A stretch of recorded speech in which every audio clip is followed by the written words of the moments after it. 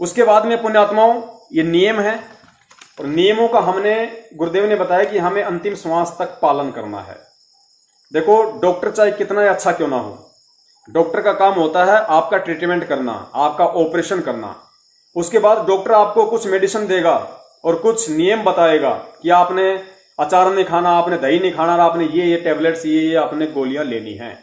तो डॉक्टर चाहे कितना ही अच्छा क्यों ना हो, आपके भयंकर से भयंकर रोग का वो ट्रीटमेंट कर देगा, ऑपरेशन कर देगा। लेकिन यदि ट्रीटमेंट होने के बाद, ऑपरेशन होने के बाद, फिर यदि आपने उस डॉक्टर के द्वारा दी गई उन नियमों को, उन कॉन्स्टिपेशन को, उन परहेज को नहीं ठीक समय से माना, और यदि आपने उनके द्वारा दी गई उन गोलियों को, टैबलेट्स को, दवाइयों को ठीक समय पर नहीं खाया, तो पुण्यात्माओं वो बहुत अच्छा डॉक्टर होने के बाद भी आपको लाभ नहीं दे पाएगा, ऑपरेशन आपका सक्सेस नहीं होगा, बीमारी आपकी नहीं कटेगी। तो हमारे सतगुरु रामपाल जी महाराज जी जो हमारे पूज्य गुरुदेव हैं, वो आध्यात्मिक डॉक्टर हैं और हम सभी मरीज हैं जन्म और मृत्यु के। हमें जन्म और मरण का रोग लगा हुआ है और उनसे बढ़कर डॉक्टर दुनिया में कोई नहीं है।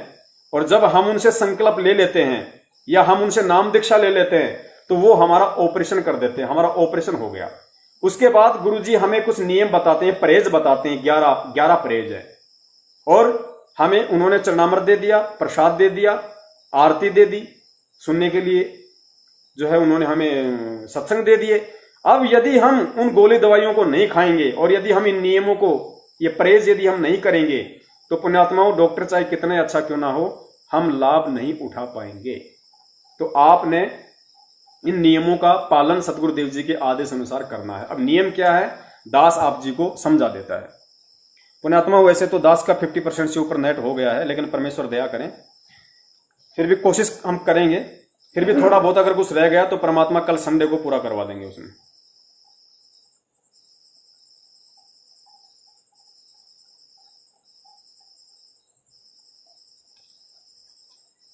तो पुण्यात्माओं नाम दीक्षा इसमें लिखा हुआ है कि गुरु दीक्षा लेने से पहले आवश्यक नियम जिनका आपने अंतिम श्वास तक पालन करना है। अब पुण्यात्माओं हमें कैसे पालन करना है, हमें कैसे अपने गुरु को भगवान मानना है, गुरुदेव ने एक 9-10 मिनट के सत्संग के माध्यम से इस चीज को समझाने का पूरा प्रयास किया। ये नई पुण्यात्माओं के लिए विशेष वीडियो है। जो पुण्यात्माएं नाम दीक्षा ले चुकी हैं, भले सार नाम ले लिया हो, और जो ये वीडियो देख रही हैं उनके लिए भी अति विशेष है, अति आवश्यक है। क्योंकि बिना सत्संग के ही हम मार खाते हैं, चाहे सार नाम क्यों ना ले लिया हो। अगर सत्संग हम गुरुदेव के नहीं सुनते हैं तो हम मार खा ही जाएंगे, काल का दाव लग ही जाएगा। तो परमात्मा ने इन नियमों को निभाने के लिए कैसे परमात्मा ने एक पतिव्रता औरत का एग्जाम्पल दिया है, और पतिव्रता औरत को फिर परमात्मा ने समझाने की कोशिश की है कि यहां पे आत्मा तो है औरत और सतगुरु है पति, और एक औरत वो कैसे वो पतिव्रता धर्म को निभाए, एक औरत कैसे पतिव्रता कहला सकती है, पतिव्रता के क्या क्या लक्षण होते हैं, क्या क्या उसके गुण होते हैं, कैसे वो अपने पति की नजरों में प्यार को प्राप्त कर सकती है, कैसे सम्मान प्राप्त कर सकती है, कैसे उसका पति खुश हो, कैसे उसका पति प्रसन्न हो, वो कौन कौन सी ऐसे काम करे जिससे उसका पति हमेशा उससे खुश रहे, उसको सारे लाभ दे। तो पुण्यात्माओं वो परमात्मा ने आत्मा और परमात्मा के एग्जाम्पल को देते हुए, यानी सांसारिक लोक में एक पतिव्रता औरत के ऊपर गुरुजी ने 9 मिनट का ये सत्संग किया है। फिर गुरुदेव ने बताया कि औरत तो समझो आत्मा को और पति समझो उस परमात्मा को। और ऐसे हमने इस भक्ति मार्ग में आने के बाद में अपने सतगुरु को अपना पति परमेश्वर समझते हुए हमें ऐसे व्यवहार करना है, उनकी ऐसी ऐसी हमने बातें माननी है, ऐसे नियम में रहना है, तब वो परमात्मा हमारे ऊपर प्रसन्न होगा। तो आप जी इस वीडियो को थोड़ा ध्यान से सुनिए पुण्यात्मा, बहुत ज्यादा दृढ़ता आएगी। ये साध संगति हो रही है पुण्यात्मा, ये सत्संग हो रहा है। परमेश्वर ने हमें इस चीज का आदेश दे रखा है, साध संगति, यानी भगत आपस में मिलके परमेश्वर की चर्चा करें, उनका गुणगान करें। बरवाला में गुरुजी सत्संग करते थे, उसके बाद क्या करते थे, भगत आपस में मिल बैठ के साध संगति करते थे। तो गुरुदेव ने कहा कि उससे आपको दृढ़ता आएगी। कोई पुराना भगत है आपको अच्छी अच्छी बातें बताएगा, आपको दृढ़ता आएगी। तो ये चीजें हम सबके लिए जरूरी है। तो दास भी ध्यान से सुनेगा, आप भी ध्यान से सुनिए।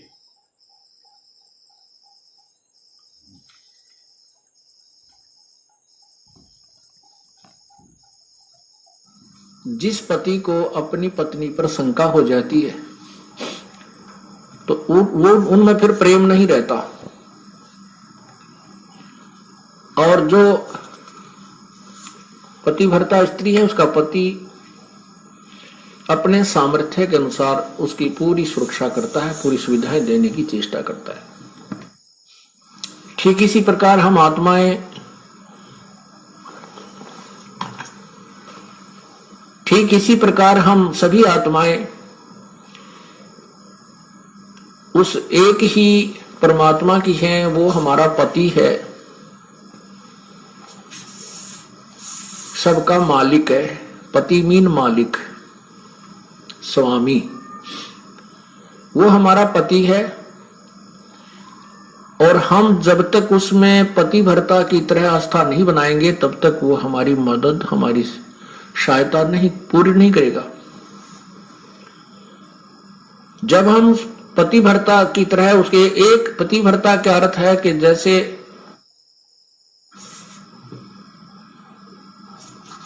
अपने पति के अतिरिक्त किसी भी परपुरुष में आस्था ना हो, चाहे कोई कितना ही खूबसूरत हो, कितना ही धनी हो, चाहे वो कितना ही चटक मटक हो, हमारे मन में दोष नहीं आना चाहिए। और एक अपने पति पर हमने श्रद्धा रखनी चाहिए, उसमें आस्था रखनी चाहिए, तो हम पतिव्रता। पतिव्रता का अर्थ ये भी नहीं होता कि पति के अतिरिक्त सबका अनादर करे, किसी का अनादर नहीं करना। जैसे जेठ जेठानी घर में होते हैं, जेठ है, जेठानी है, देवर देवरानी है, ननंद है छोटी बड़ी, सास ससुर है, इन सबको यथोचित सत्कार देना पतिव्रता का प्रथम कर्तव्य है। लेकिन जो समर्पण अपने पति में होता है वो किसी में नहीं हो सकता, नहीं होना चाहिए, तो हम पतिव्रता हैं। तो उस ऐसे ही जब हम कबीर परमेश्वर के चरणों में आते हैं, हमें ज्ञान होता है, तो हम अपने परमेश्वर के अतिरिक्त किसी के से अपनी मनोकामना पूर्णा की तरफ सपने में भी नहीं सोचेंगे, तो हम पतिव्रता है। ठीक है, हमारे कोई जैसे ब्रह्मा विष्णु महेश, देवता ऋषिजन संतजन कोई भी है, आदरणीय है, लेकिन पूजनीय नहीं है। जैसे पतिव्रता को अपना पति पूज्य होता है,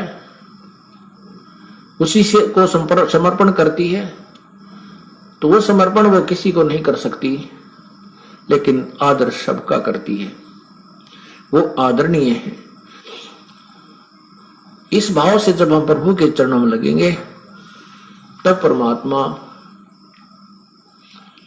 हमारी सभी मनोकामनाएं पूर्ण करेगा। जब हम पतिव्रता हो जाएंगे इसके प्रति, किसी भी देवता से, किसी इष्ट से, किसी भी भूत प्रेत से या कोई झाड़े लानियों से हमारी कोई लिंक नहीं रहेगा, बिल्कुल सोचा नहीं सपने में। और फिर इस समर्थ के सहारे हम लगेंगे, तब ये हमें कितने सुख देगा। जब जो पतिव्रता जमी पर जो धर है पाव, समर्थ झाड़ू देत है ना काटा लग जावे। जैसे पतिव्रता स्त्री कहते पानी को चलेगी, पानी भरने के लिए, अर्थात अपने जीवन रूपी सफर में वो चलती है। आत्मा जो केवल एक इष्ट पूर्ण परमात्मा कबीर जी पर आश्रित है, उसके जीवन रूपी सफर में, जीवन रूपी रास्ते, यात्रा में, यात्रा के मार्ग में वो परमात्मा समर्थ भगवान कबीर परमात्मा ऐसे झाड़ू देता है। झाड़ू बिन हमारे आने वाले जीवन में जो संकट हो, पाप कर्म रूपी कांटों को वो साफ करता रहता है कि कहीं मेरी आत्मा को पीड़ा ना लगे, कोई दुख ना हो जाए। अब आपको थोड़ा सा परमात्मा की महिमा सुनाते हैं, पतिव्रता कैसे होनी चाहिए, अर्थात हम प्रभु पर कैसे आश्रित हों। ग्रीव सुकर्मी पतिव्रता सो आन उपावन मूल, एक पुरुष से परस है पतिव्रता समतूल। पतिव्रता का निष्कर्ष बताता हूं। आन उपावन मूल, बिल्कुल भी किसी और की पूजा नहीं करे, वो पतिव्रता आत्मा होती है। एक पुरुष, जैसे इसमें दोनों ही पहलुओं पर विवरण दिया है, जैसे स्त्री अपने ही पति एक ही पुरुष पर आश्रित रहे, ऐसे ही आत्मा एक पुरुष यानी एक परमात्मा पर आश्रित रहे, कबीर भगवान पर। पतिव्रत शुक्र में सो जानिए, एक पुरुष से रात, निर्दाव निर्भरता ना दूजे से बात। अपने मनोरथ पूर्णा के लिए वो किसी अन्य पुरुष से बात, किसी अन्य भगवान की इच्छा नहीं करती, वो पतिव्रता होती है। गरीब सवाल सुकुन किसको कहे, पतिव्रता सो नार, हुक्म अदूर न मेट ही, सो पतिव्रता पार।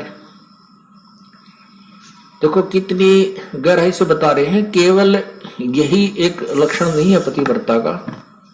क्या बताते हैं कि पतिव्रता तो हो गई, अच्छी बात है, लेकिन पति कहता है वहां नहीं जाना और वो वहां अवश्य जाती है। पति कहता है ये काम नहीं करना और उसको करती है, तो वो भी पूर्ण पतिव्रता नहीं है। इसमें यही समझाना चाहे, जैसे हम संत आपको आदेश देता है गुरुदेव के बेटा चोरी नहीं करना, बीड़ी नहीं पीना, मांस नहीं खाना, सिनेमा नहीं देखना, ब्याज नहीं लेना, और आप वैसे तो कबीर परमात्मा के अतिरिक्त किसी को नहीं मान रहे हो और ये मर्यादा पालन कर नहीं रहे, तो भी आप पार नहीं हो। क्या बताते हैं, सवाल सुखन किसको कहे, पतिव्रता सो नार, हुक्म अदूल न मेट ही, सो पतिव्रता पार। आदेश की उल्लंघना नहीं करती है, वो पतिव्रता ही पार होगी, वही आत्मा पार होगी। गुरु वचन निश्चय कर मन, पूरे गुरु की सेवा ठान।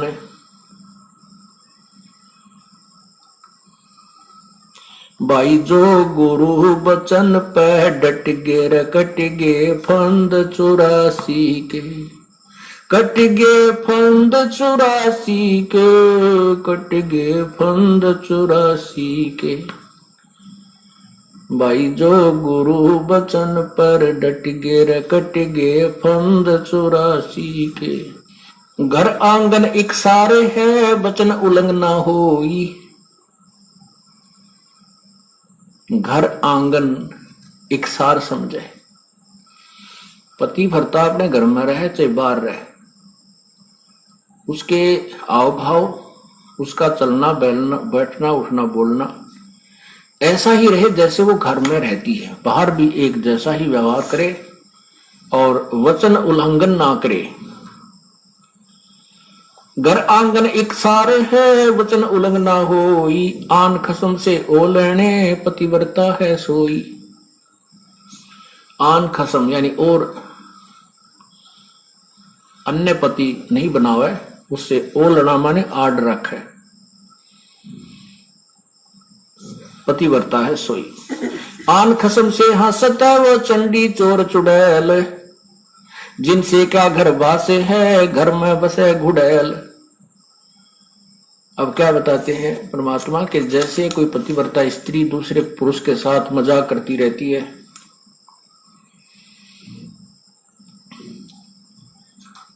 तो उससे दुर्भावना पूर्ण करती है, तो उसमें दोष है। वो कहते हैं वो तो एक भूतनी बस है घर में, और उससे क्या घर, जिनसे क्या घर बास है, घर में बसे गुड़ैल।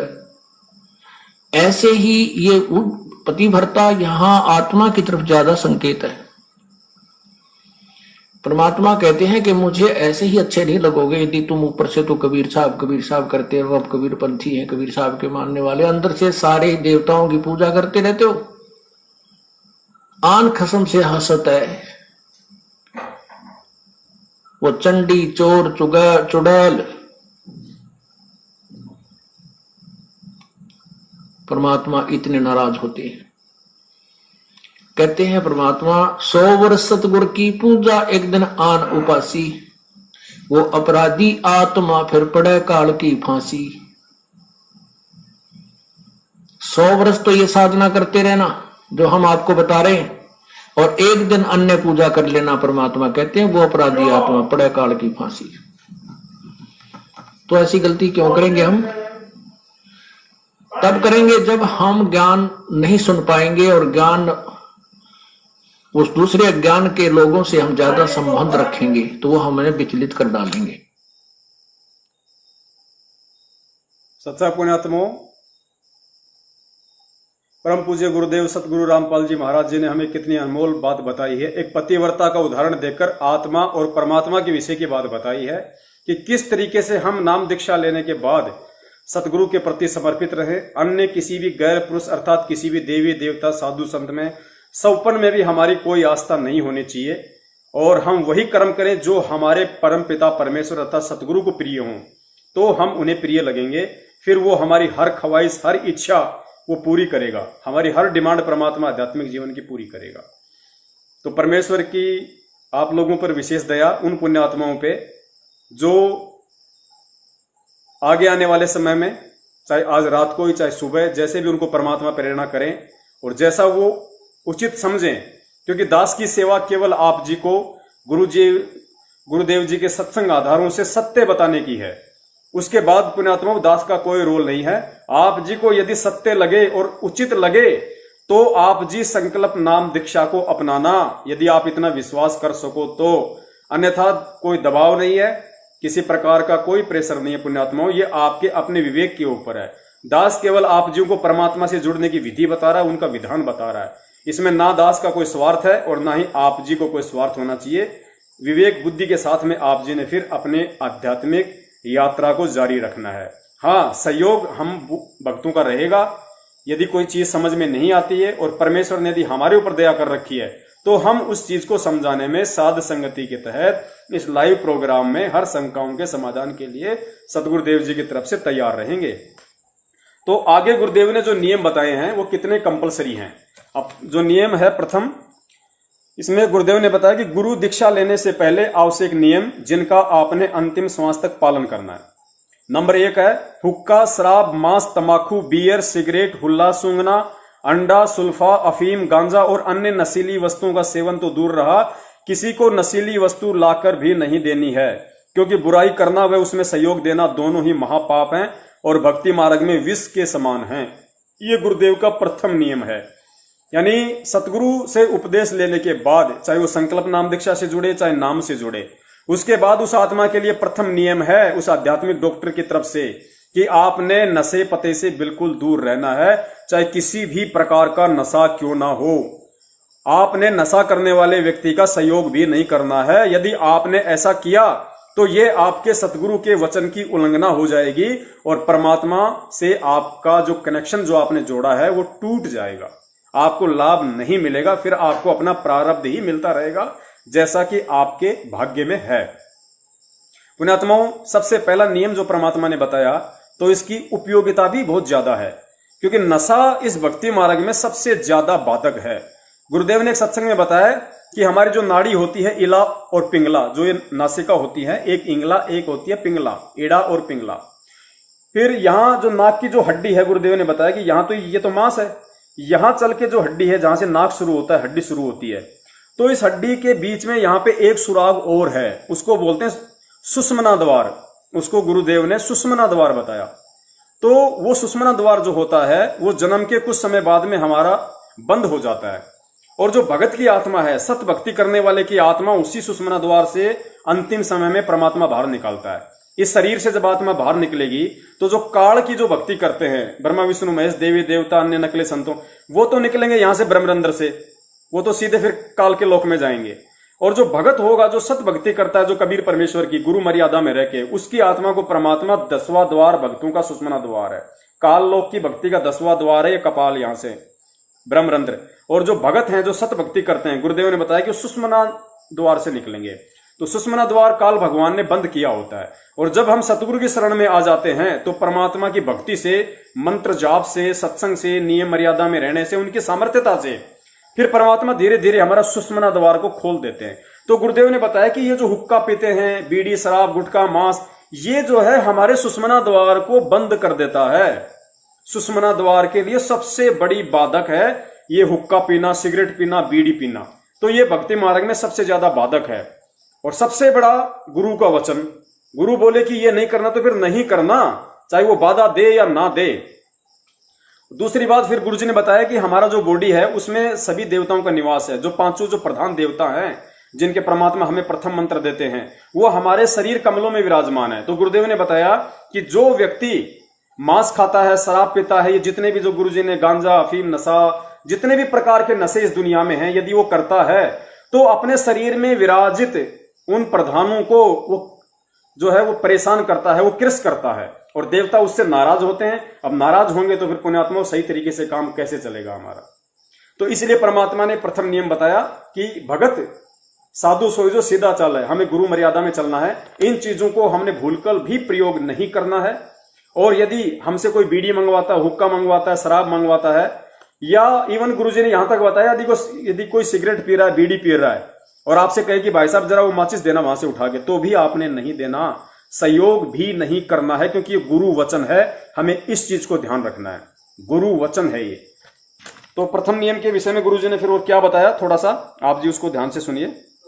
1 नंबर के विषय में, जो नियम के विषय में, इसलिए परमात्मा हमारे विकार छुड़वाते हैं। कबीर परमात्मा की रजा बिना ये प्राणी कोई भी विकार नहीं त्याग सकता, और इन विकारों को ग्रहण बहुत शीघ्र कर लेता है। आप देखो हुक्का, तंबाकू, ये क्या लाभ देता है, सबको पता है। पीने वाला भी कहता है कि बहुत बुरी चीज है। हुक्का, तंबाकू, सिगरेट, बीड़ी, जहां भी जिस भी माध्यम से तंबाकू का सेवन होता है, ये सभी मानते हैं कि ये अच्छी वस्तु नहीं है, फिर भी पी रही है। और छोड़ने की प्रार्थना करते हैं तो कहते हैं हमारे बस की बात नहीं, हम नहीं छूटती, छोड़ नहीं सकते। ये मन नहीं छोड़ने देता, क्योंकि इसने तो इसमें अपना माल तैयार करवाना है, इस प्राणी को बर्बाद करना है। कबीर परमात्मा की रजा होने के बाद ये प्राणी इन विकारों को छोड़ सकता है। ये मन कबीर परमेश्वर से डरता है, हिचकता है, उसकी कृपा से ही ये जीव को छुटकारा देता है। ऐसे ऐसे शराबी लोग और ऐसे हुक्का पीने वाले, चैन स्मोकर, सिगरेट पीने वाले, वो कहा करते थे कि आपके शरण में आने से पहले प्रभु कबीर जी की कृपा से नहीं थी जब हमारे ऊपर, हम बहुत प्रयत्न करते थे, हम भी दुखी थे शराब और बीड़ी से, तंबाकू से, हुक्के थे, सिगरेट से। कोशिश करते थे कि इस बीड़ी को छोड़ दूं, कोशिश करते थे शराब को भी त्याग दूं। कई बार तो कहते हैं शाम के समय बंडल तोड़ के और फेंक देते थे बाहर कि आज नहीं पीनी, बीड़ी पीऊंगा ही नहीं रात को। कहते हैं रात को जब भी आंखें खुलती और बीड़ी की ऐसी ललक उठती कि रात के वह जूठे टोटके जो पहले पड़े थे कोई, उनको उठाकर और लगा लगा कर पीता, जब अपनी वो हवस शांत करता और फिर शुरू हो जाती। और जिस दिन से परमात्मा कबीर जी की कृपा हुई है, उसके बाद अब बदबू आती है। कोई और भी पीता है तो भी ऐसा लगता है जैसे ये क्यों पी रहा है, और हमें भी वो तंबाकू का धुआं बहुत बुरा लगता है। तो परमात्मा कबीर परमेश्वर जी कहते हैं कि ये तंबाकू, शराब, मांस, नशीली वस्तुएं कभी प्रयोग नहीं करनी चाहिए। ये काल ही करवा रहा है, और परमात्मा की कृपा से, ज्ञान से, उनकी रजा से ये बुराई छूट जाती है। क्या बताते हैं, जैसे कई भक्त कहते हैं कि आपके गुरुजी तो गांव में त्राज करते हैं, एक आधा व्यक्ति, कि तुम्हारे गुरुदेव तो बच्चों को हुक्का भरने से भी मना करते हैं। ये कोई बात हुई? बूढ़ों की सेवा तो करनी चाहिए, बुजुर्गों की सेवा को भी मना करते हैं। बुजुर्गों की, वृद्धों की या माता पिता की सेवा को हम कभी मना नहीं करते, लेकिन अपने बुजुर्गों को और माता पिता को विष खिलाने से मना करते हैं। शराब तंबाकू ये विष है, ये धीमा विष है। अब उन बुजुर्गों से मैं प्रार्थना करता हूं कि जो तुम हुक्के को एक अपनी शानो शौकत मान बैठे हो, क्या उस हुक्के को आप अपने पोते या पोती को पिला सकते हो? हुक्का तंबाकू हुक्का पी रहा है दादाजी, और छोटा सा पोता आकर के उसी जैसे दादा पीता है ऐसे उस बच्चे को भी नकल करने की आदत होती है, तो वो भी सीखता है, वो पकड़ के हुक्का और ऐसे खींचता है, फिर उसको खांसी उठती है, आंखों में पानी आ जाता है। तो वो दादाजी कहता है, पिताजी कहता है कि ये हुक्का मत पीना, बहुत बुरी वस्तु है, आगे पियोगा तो तेरे थप्पड़ मारूंगा। और स्वयं पी रहा है, आप गलती कर रहा है, बच्चा न मना करे, बता कैसे असर होगा। अब जैसे माता पिता या दादा दादी दूध पी रहे होते हैं, पोता पोती दोता दोती आ जाते हैं, अपने मुंह से छोड़कर उनको पिलाता है, ले बेटा थोड़ा सा दूध पी पी उनको बेला फुसला कर, देख तेरी चोटी बढ़ गई, देख कितनी बड़ी चोटी होगी, और एक घूंट पी ले। तो वो अच्छी वस्तु है, दूध पिला रहा है दादा दादी माता पिता भाई बहन। लेकिन हुक्के को मना भी करता है कि खबरदार जो हुक्का पिया तो पीटूंगा तुझे, और स्वयं पी रहा है। और हुक्के को फिर कहते हैं, हुक्का भरने से मना करता है आपके गुरुजी, या बहुत गलत बात है। अरे नादानो, ये तो ऐसा खतरनाक विष है, इसका सबसे बड़ा पाप बताया हुक्के में तंबाकू में। क्या बताते, 100 नारी जारी करे सुरापान 100 बार, एक चलम हुक्का भरे वो डूबे काली धार। ओहो, एक परत्रिया के पास गमन करने का कितना पाप बताते हैं। पर द्वारा स्त्री का खोले 70 जन्म अंधा हो डोले, मदरा पीवे कड़वा पानी 70 जन्म स्वान के जानी। और फिर कहते, सुरापान मदमासा हारी गमन करे भोग पर नारी, 70 जन्म कटेंगे शीसम, साक्षी साहेब है जगदीशम। ओए होए, परमात्मा आदरणीय गरीबदास साहेब जी अपने भगवान कबीर साहब को साक्षी रख के कह रहे हैं कि जो विकार तुम कर रहे हो ये कितने भयंकर हैं। क्या बताया है कि मदरा पीवे कड़वा पानी और 70 जन्म कुत्ते के जानी। जो शराब पीते हैं एक बार उसके 70 जन्म कुत्ते के होंगे, कंटिन्यूसली 70 जन्म। ओए होए, और फिर क्या कहते हैं, सुरापान मदमासा हारी। सुरापान कहते हैं शराब पीने वाला, शराब पीता है जो, और मांस आहार करता है। और गमन करे भोग पर नारी, जो दूसरे की पत्नी के पास दुराचार करता है, तो उनके साथ क्या बनेगी, 70 जन्म कटेंगे शीसम, साक्षी साहेब है जगदीशम। उन लोगों के 70 जन्म शीश कटेंगे, कि तो बकरा बनेगा, कि तो मुर्गा बनेगा, कि तो वैसे, कि तो गंडासे में आकर कटेगा, कि तो थ्रेसर में आकर नाड़ आ जाएगी। यानी दुर्गति से मौत होगी, बुरे जन्म होंगे। उसके लिए बताते हैं कि 100 नारी जारी करे सुरापान 100 बार। ओए होए, मदरा पीवे कड़वा पानी, शराब पीवे उसके 70 जन्म कुत्ते के होंगे। और ये 100 बार पीने वाला 100 बार पी ले और 100 बार पर नारी गमन कर ले, उनको कितना पाप हो जाएगा, बहुत ज्यादा। कहते उन सबको मिलाकर एक हुक्का पीने वाले को, एक हुक्का भरने वाले को पाप है। पीने वाले गेला तक के बनेगी, क्या बुरा हाल होगा उसका, जो केवल भरकर देता है, पीने का सहयोग देता है, उसकी ये दुर्गति। और पीने वाले का तो पता नहीं कितना जुल्म होगा उसके ऊपर।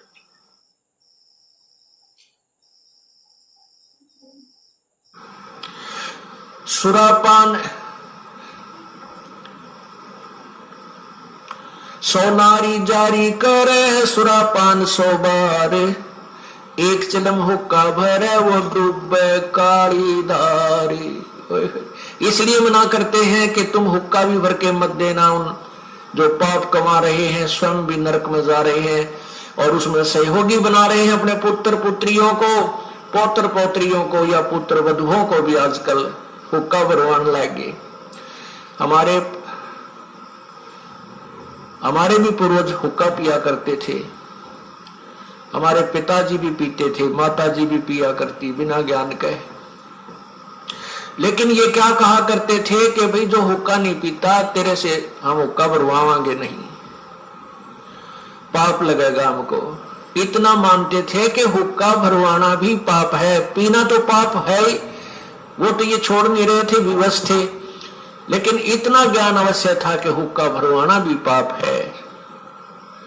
जो पी रहे हैं वो तो पाप का भागी हो ही रहा है, वो तो नरक में जाएगा। तो पुण्यात्मा परमात्मा की भक्ति से वो सब पाप खत्म हो जाते हैं।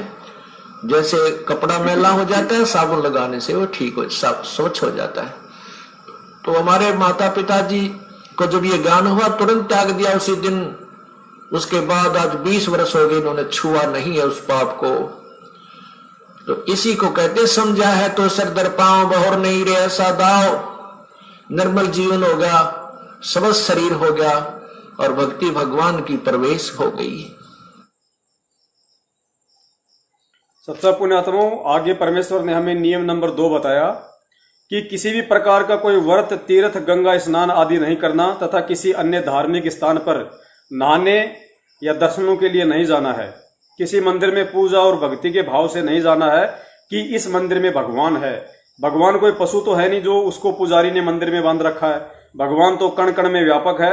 उसके गुणों का लाभ लेने के लिए प्रथम तो गुरु बनाइए, नाम लेकर सुमरण करो, तब आपको ईश्वरीय लाभ प्राप्त होगा। कबीर साहब कहते हैं, कबीर पर्वत पर्वत में फिरा कारण अपने राम, राम सरी के जन मिले जिन सारे सब काम। तो पुण्यात्माओं, दूसरा जो नियम बताया परमात्मा ने कि हमें किसी भी प्रकार का कोई तीर्थ, व्रत, गंगा स्नान या कोई भी जहां पे लोग नहाने के लिए जाया करते हैं, सोचते हैं कि हमारे वहां जाने से हमारे पाप कटेंगे, लाभ मिलेगा, तो सतगुरु के शरण में आने के बाद, क्योंकि सतगुरु हमें वो सारे लाभ देगा जो लाभ हमें इस दुनिया के सारे व्रत, तीर्थ, गंगा स्नान, मंदिर, मठ, राम, भगवान जो नहीं दे सकते आजीवन, वो सुख एक सच्चा सतगुरु अपने शरण में लेते ही शुरू कर देगा। तो फिर हमारे गुरुदेव कहते हैं कि भाई मालिक की वाणी भी है कि एक के साधे सब सदे और सब साधे सब जाए, माली सिंचे मूल को फले फूले अगाए। तो हमने केवल मूल की पूजा करनी है, एक सतगुरु की पूजा करनी है, परमात्मा की। और परमात्मा की पूजा में सारी पूजाएं आ जाती हैं, सारे तीर्थ व्रत सब आ जाते हैं मालिक के। ये गुरु का वचन है जो हमें मानना पड़ेगा। फिर गुरुदेव ने बताया कि भक्ति भाव के अलावा, जैसे आप किसी मंदिर के पास रह रहे हैं, आपका मकान ही किसी मंदिर के पास है, या मान लीजिए आप किसी पुजारी की पत्नी है और आपने नाम ले लिया और पुजारी जी को समझ में नहीं आया तो रहना भी आपको मंदिर में पड़ेगा। तो गुरुदेव कहते हैं कि ऐसे कोई दोष नहीं है, चाहे आप सुबह से लेकर शाम तक मंदिर में, मस्जिद में बैठे रहो, रात को चाहे आप मंदिर में जाके सो, कोई दिक्कत नहीं है। लेकिन उस जगह पे हमने इस भाव से ना रहना है, ना जाना है कि यहां आया हूं तो मुझे कुछ लाभ मिलेगा, ये भगवान मुझे कुछ लाभ देंगे। भक्ति भाव से हमें उन मंदिर मस्जिद में नहीं जाना है, अन्यथा चाहे रात दिन वहीं बैठे रहो, वहीं सो, उसमें कोई दोष नहीं बताया। थोड़ा सा गुरुदेव जी के मुख कमल से सुन लीजिए और अच्छे से समझ में आएगा।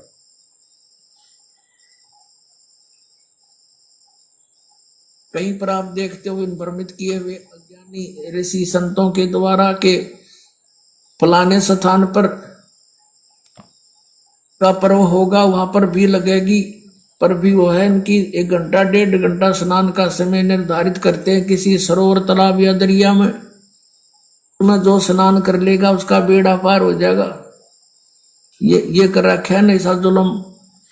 वहां बेड़ा पार नहीं, बेड़ा गर्क होता है। कैसे होता है? एक समय हरिद्वार के अंदर हर की पैड़ियों पर ये पर्व भी लगी थी। कुंभ के पर्व के ऊपर स्नान का समय निर्धारित किया था इन्होंने।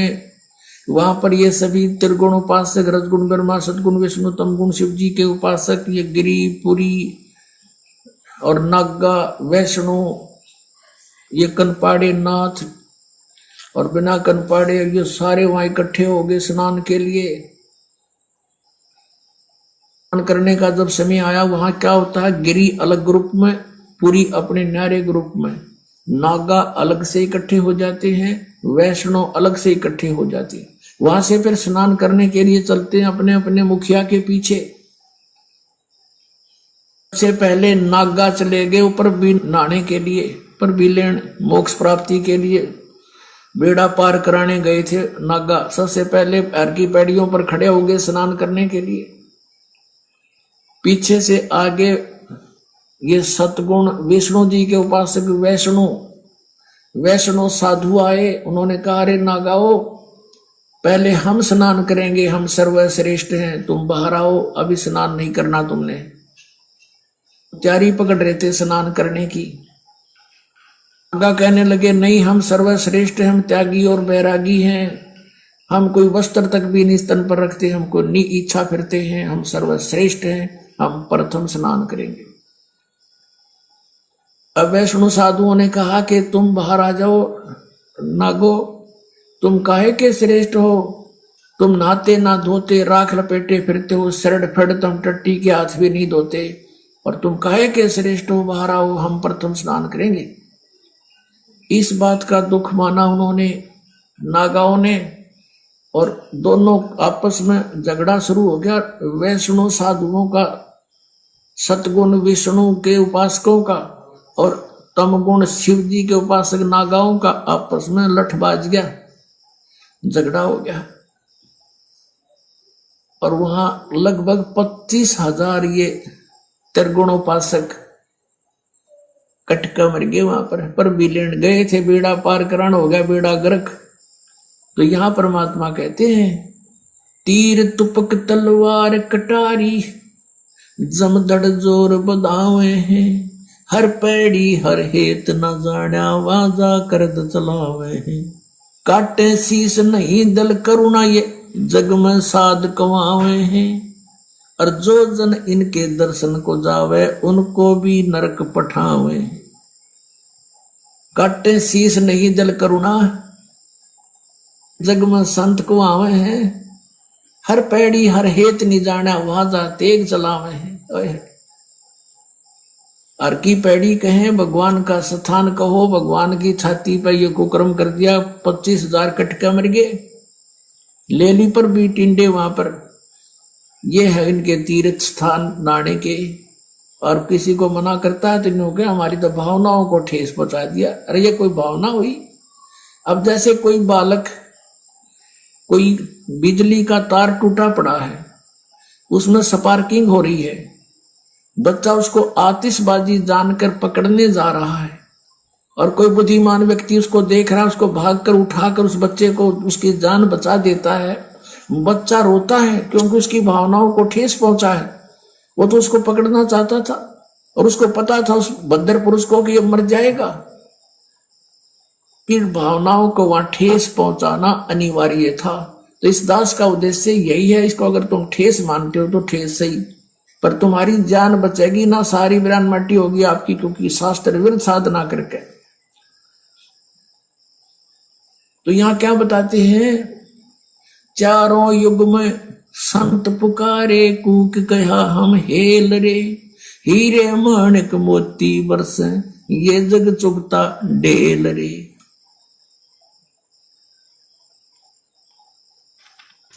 तो पुण्यात्माओं, आगे परमेश्वर का नियम नंबर 3 है, यदि किसी की मौत हो जाती है तो उसके फूल आदि नहीं उठाने हैं, ना ही कोई पिंड भरवाना है, ना ही 13 माही 6 माही बरसोदी पितृ पूजा, कोई भी समाधि पूजना, श्राद्ध निकालना आदि कुछ नहीं करना है।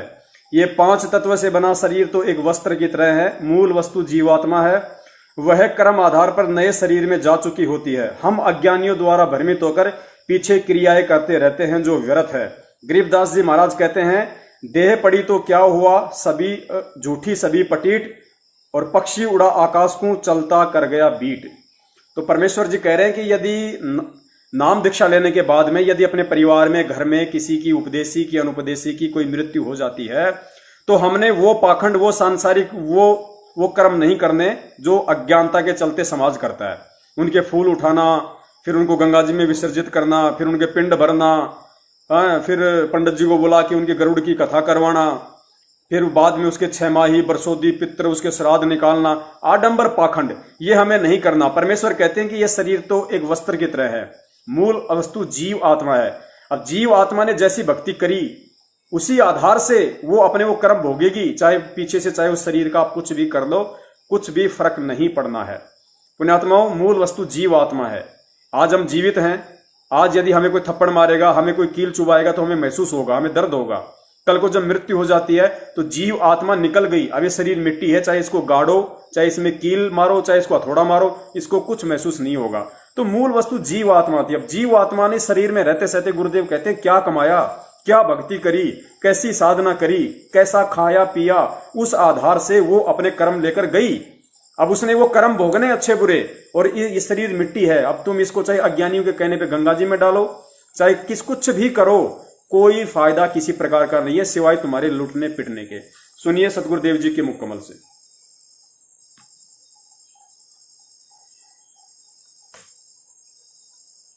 ये फूल क्यों उठाते हैं? अस्थियां, अस्थियां जो व्यक्ति मर जाता है, मृत्यु हो जाती है स्त्री पुरुष की, तो उसको जला देते हैं, स्वाहा करते हैं हिंदू रीति में, हिंदू समाज में। तो फिर उसका वो अस्थियां क्यों उठाते हैं? अब ये पहले जीव आत्मा जाता है तपस्या पे, मनुष्य शरीरधारी, वहां इसका बक्कल उतर ले है, इसमें से जो गंध है वो निकाल कर फिर ये भेजा है धर्मराज के पास। धर्मराज के पास इसका ऑटोमेटिक कैलकुलेशन पावर है, ये इतने कर्म किए, ये तेरा जीवन जा भागवा, तो ये प्रेत बन जाता है मान लीजिए। तो प्रेत बनते ही फिर सीधा इसको पटकते हैं नीचे, ये सीधा आता अपने घर ने, घर में इतनी लंबी कील गाड़े पावे, फिर यू बार बार फिर देखता है तेरे शरीर को कहाँ ले गए थे, शमशान घाट में। वहां पहुंचता है ये सूक्ष्म शरीर में, ये प्रेत आत्मा बनकर। तो वहां वो अपनी हड्डियों को अपनी मान के उनका चिपक जाता है, अकिया मेरी या मेरी को ताजा जला पावे, नारी पे छाण हो सब उसकी तय, उसका चिपक जाए, ये है मेरा शरीर। अब ये क्या करते हैं जंतर मंत्र करने वाले, ये सेवड़े शावड़े नालायक, उन अस्थियां ठालावे, उन अस्थिया को चिपका हुआ आवे कि मेरी है मेरी है, फिर उसका करके जंतर मंत्र, और फिर उसको किसी और में प्रवेश कर देते हैं, वह बिरान माटी उसकी भी और अगले की भी शुरू हो जाती है। तो इन पेट भर संतों ने, ऋषियों ने, गुरुओं ने क्या सोचा कि इन एक धंधा और दे जा, जिसका मरे है ये स्त्री या पुरुष। उनको ये कहने लगे, इनके पास कोई मोक्ष मार्ग तो था नहीं कि इसका कल्याण हो जाए बेचारे का। तो वो न्यू कहने लगे, तुम इन सारी राख न डाल के और गंगा में बहा दो।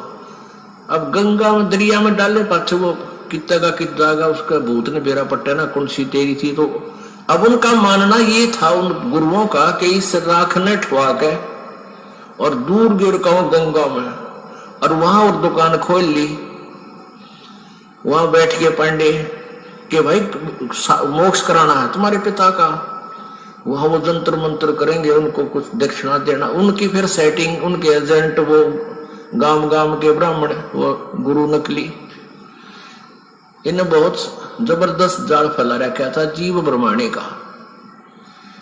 तो वहां फिर ये अस्थि ठाण का प्रोग्राम शुरू हो गया। इब हमने ना तो भूत बनना, कति गारंटीड बात समझ लेना, जो ये मार्ग भक्ति का दास आपको दे रहा परमेश्वर कबीर जी का दिया हुआ है, इसका मोक्ष तो पक्कम पक्का है। मान लीजिए कोई पैर थड़स गया, किसी का रेपट बिगाड़ नहीं जा पाया, तो मनुष्य जीवन मिलेगा, और किसी अन्य योनि में नहीं जाएगा, और ना जाने कितने जन्मों तक वो मानव ही बनता रह सकता है, इतने पुण्य हो जाएंगे, लेकिन होगी फिर दुर्गति आगे चल के। तो कोशिश ये करना है कि अब ये भूल ना लगे, ये बात बढ़े नहीं। सच्चाई पुण्यात्माओं, आगे सतगुरुदेव जी ने चौथा नियम दिया है, हमें अन्य किसी भी देवी देवता की पूजा नहीं करनी।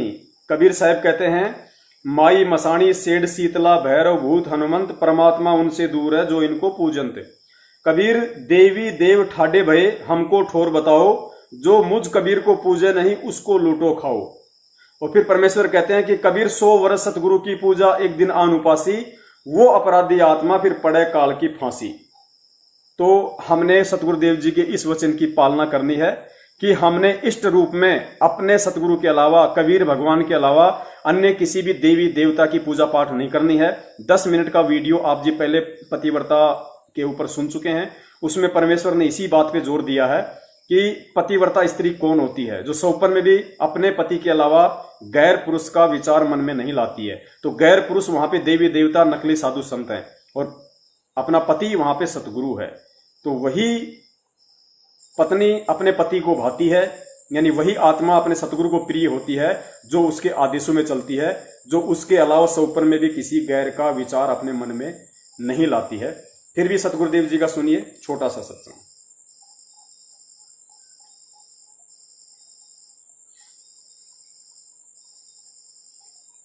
अब हम उस परमात्मा को इष्ट मानकर पूजा करेंगे तो हमारी शास्त्र अनुकूल साधना होगी। और इसमें कहा है कि सारा जो शास्त्र अनुकूल साधना करने से हमारे शुभ संस्कार बनेंगे। ये भक्ति रूपी पौधा बड़ा होगा, ब्रह्मा विष्णु महेश के पास हमारे संस्कार जाएंगे, और ये बिना मांगे आपको देंगे, आपको बिना मांगे देंगे। जैसे फल लदपत हो बेटे निया के, आप भी खाओ और रिश्तेदार भी ले जाओ और पड़ोसी भी तोड़ ले जाओ तो भी समाप्त ना हो।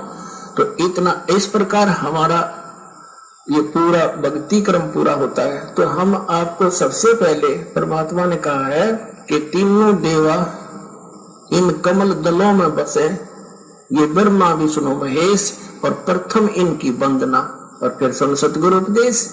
तो हम इनकी पूजा नहीं कर रहे, हम किसी का किराया दे रहे हैं। जैसे हम टैक्स भर रहे हैं बिजली का, हम बिल भर रहे हैं इसका टेलीफोन का, वो पूजा थोड़ी कर रहे हैं, वो तो हम उनको दे रहे हैं। तो हमें हमारी सुविधाएं जारी रखेंगे, नहीं देंगे तो कनेक्शन काट देंगे।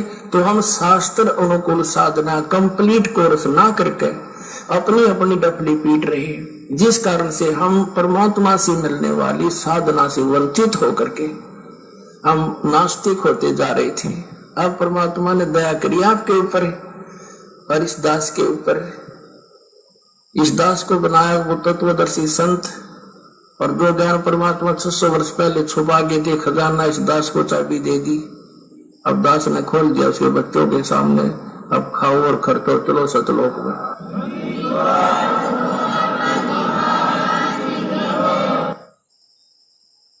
तो पुण्यात्माओं, इस नियम में हमें परमेश्वर ने समझा दिया कि हमें क्यों देवी देवताओं व अन्य किसी भी भैरव भूत हनुमान या किसी भी पितृ वगैरह किसी की कोई पूजा नहीं करनी है। केवल हमें सतगुरुदेव अर्थात कबीर भगवान की ही पूजा करनी है। अन्य से हमें ना कोई लाभ होना है। और यदि हमने ये गलती की तो सतगुरु के वचन की उल्लंघना होने से हम भक्ति मर्यादाओं से दूर हो जाते हैं। दूसरी बात, हमें परमेश्वर ने बताया कि हम कोई भक्ति छुड़वाते नहीं ब्रह्मा विष्णु महेश की, लेकिन पूजा हमें केवल अपने सतगुरु की ही करनी है, परमात्मा की ही करनी है। हमें इनकी साधना करनी है। साधना अगर करते रहेंगे तो हमें यहाँ की सुख सुविधा मिलती रहेगी, क्योंकि ये ब्रह्मा विष्णु महेश जी यहाँ के मैनेजर हैं, और परमात्मा हमें जो भी लाभ देगा वो इन मैनेजरों के माध्यम से ही देगा, क्योंकि ये व्यवस्था भी परमात्मा ने ही की हुई है। तो इसलिए परमात्मा हमें ब्रह्मा विष्णु महेश जी से लाभ लेने का वास्तविक विधि बता देते हैं। वास्तविक इनके जो मंत्र हैं वो हमें उन्होंने दे दिए। तो हमने केवल जब तक हम यहाँ रहेंगे इस शरीर में, तब तक हम केवल इनसे सुख सुविधा लेते रहेंगे, जो परमेश्वर के माध्यम से जो परमेश्वर इनको देंगे और ये हमारे को देंगे। तो हमने केवल इनकी साधना करनी है, भक्ति इनकी पूजा नहीं करनी है। हमें परमेश्वर इनके वास्तविक भक्ति मंत्र बता रहे हैं जिनसे ये जल्दी आकर्षित होंगे। एक सत्संग में गुरुदेव ने बताया कि जैसे भैंसा को भैंसा राम करते रहो नहीं देखेगा, आप कुत्ते को कुत्ता कुत्ता बोलते रहो वो नहीं देखेगा, क्योंकि वो तो उनके शरीर के नाम है, लेकिन उनको आकर्षित करने का क्या मंत्र है वो अलग है। अब जैसे भैंसा राम है, उसको भैंसा राम कहोगे नहीं देखेगा। तो गुरुदेव ने कहा कि उसको थोड़ा सा बोल दो उड़ रही, तो गुरुदेव कहते हैं तुरंत देखेगा, कान खड़े कर लेगा कहां से आवाज आई।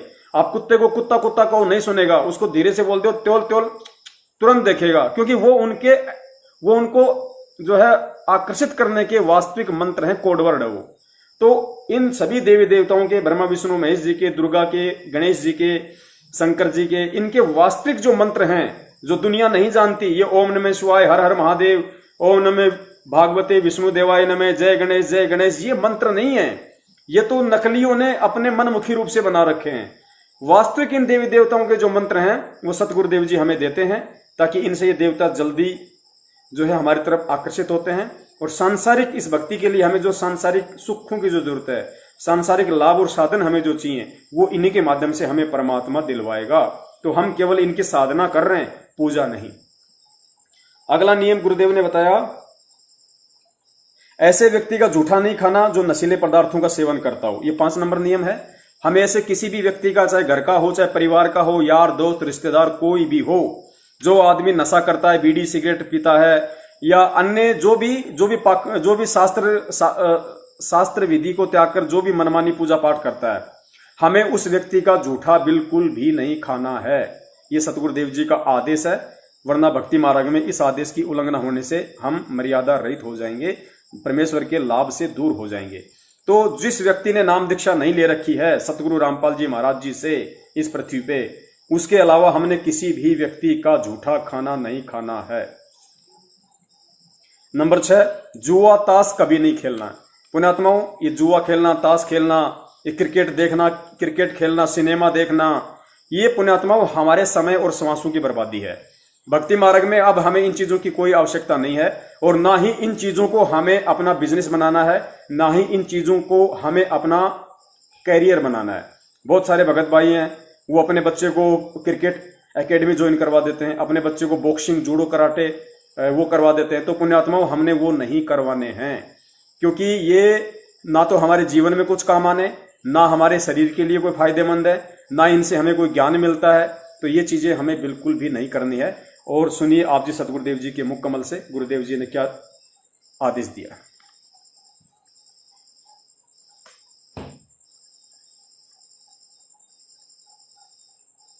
तो यहाँ बीड़ी, शराब, मांस, तंबाकू और किसी प्रकार का दहेज, बकवाद, सांग, सिनेमा, फिल्म, ये बकवाद नहीं देखनी, ये मैच नहीं देखने आपने।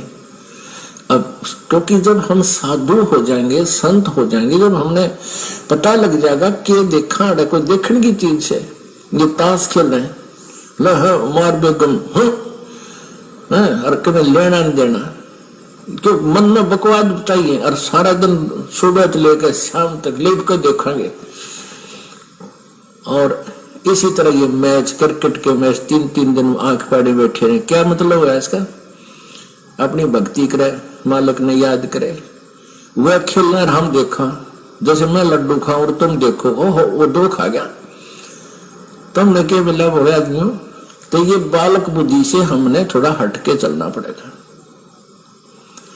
वह तो अपने पैसे कमाओ, करोड़पति हो गए हैं, अरे ये भोले आत्मा उड़ बैठे बेमतलब टीवियां पर बैठे रहे, काम भी छोड़ दे।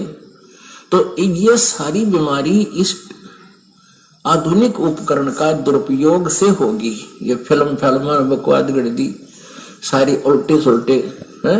किसी ब्याह दिखाओ लड़की का, एडवर्टाइजमेंट करो न, घोड़ा पर, बाजा पर, डीजे, वह बीमारी सारे समाज में ठोक दी। और हम इससे उल्टा हटाएंगे। भक्ति तभी से रखना, अगर आपने जुटे ही रखने हैं तो चाम के नहीं रखना, क्योंकि ये पशुओं को बेरहमी से मारा जाता है और उनसे काट कर ये चाम तैयार किया जाता है। पहले पुराने समय में जो चर्मकार यानी चमार जो जूते बनाते थे, वो जीवित पशु को नहीं मारते थे। पशु मर जाते थे, उनकी खाल उतार करके अपनी मेहनत से उसको फिर जूता बनाने योग्य तैयार कर लेते थे। अब वर्तमान की तरह एक एक व्यक्ति 6-6 जोड़ी जूते नहीं रखता था। एक जूता जोड़ी, वह भी कति टूट ले, लित्र बन ले, उसके फिर थेगड़ी लवाए जाते थे और पहनते रहते थे। अब वर्तमान में तो बहुत जुल्म हो रहा है। भैंसों को, काटड़ों को, गौओं को बढ़िया चाम बनाने के लिए एक ऐसा केमिकल प्रयोग करते हैं, जीवित को भूखा रखते हैं, प्यासा रखते हैं, ताकि वो मांस समाप्त होकर के और चाम में समा जावे। और उसके जीवित के ऊपर ही फिर कहते हैं बहुत जबरदस्त गर्म पानी डाल देते हैं, वो फूल जावे और वो पशु बहुत बुरी तरह चिल्ला रहा होता है। फिर उनको काट दिया जाता है गर्दन से और फिर वो बढ़िया जूते बनाए जाते हैं। तो पुण्यात्मा, जिस दिन से इस दास को ये ज्ञान हुआ है चांद के जूते, चांद की बेल्ट उसी दिन से त्याग दी थी। ऐसे ही आप जी को चाहिए कि चांद प्रयोग ही करना बंद कर दो, फिर अपने आप इन जीवों की हिंसा बंद हो जाएगी। मांस खाना बंद कर दो, अपने आप सुधार होना शुरू हो जाएगा। ये बातें कहने सुन से नहीं, ये किसी तरीके से इनका अंत किया जा सकता है। आजकल और अन्य बहुत अच्छे पैक्सर वगैरह के जूते आते हैं, उनको पहन लीजिए। और जैसे मिलिट्री वगैरह में है, वो सरकारी मामला है, गवर्नमेंट का है, वहां आपको दोष नहीं है वो कैसे जूते पहनने को दे। प्राइवेट फिर आप वो नहीं पहनोगे, केवल ड्यूटी के समय वो पहन सकते हो, उसके बाद अपना दूसरे सिंपल चप्पल पहन लो, चाहे हवाई चप्पल, ये भी बढ़िया। हमने अपने पापों के जो सोर्स हैं उनको खत्म करना है और जो पुण्य के सोर्स हैं उनको बढ़ाना है।